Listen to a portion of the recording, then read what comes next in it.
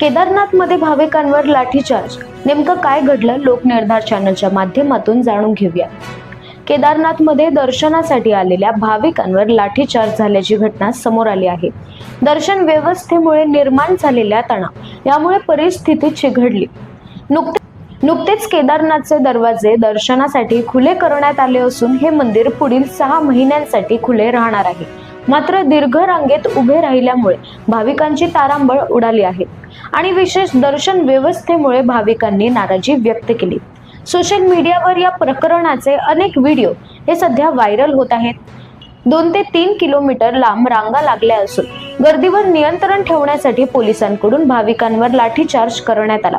इतकेच नव्हे तर एका भाविकाचे हृदयविकाराने दुर्दैवी निधन झाले, कारण त्यांना वेळेत कोणतीही वैद्यकीय सुविधा उपलब्ध झाली नाही। या संपूर्ण प्रकरणामुळे प्रशासनाच्या अपुऱ्या तयारीवर प्रश्नचिन्ह उपस्थित होत आहे। धार्मिक स्थळांवरील व्यवस्थापन आणि भाविकांच्या सुरक्षेबाबत गंभीर प्रश्न निर्माण झाले असून भाविकांमधील संताप आणि नाराजी आणखी वाढल्याचे दिसून येत आहे।